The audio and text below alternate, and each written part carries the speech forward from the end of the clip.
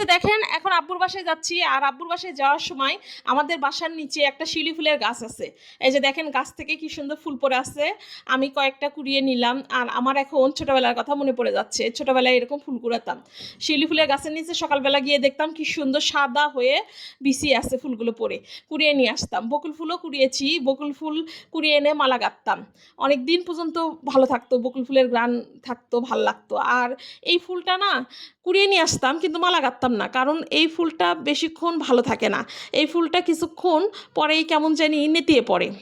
এমনিতে দেখতে সুন্দর লাগে, ঘ্রাণ সুন্দর, ভালো লাগে। দেখেন কি সুন্দর সাদা, এত সুন্দর লাগতেছে।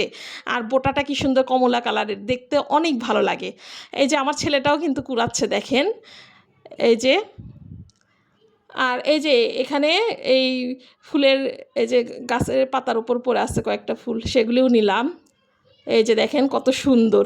আর এই যে গাছটা শিউলি ফুলের গাছ দেখেন, এই যে কত বড়, অনেক বড়ই বলতে গেলে, মাশাল্লাহ।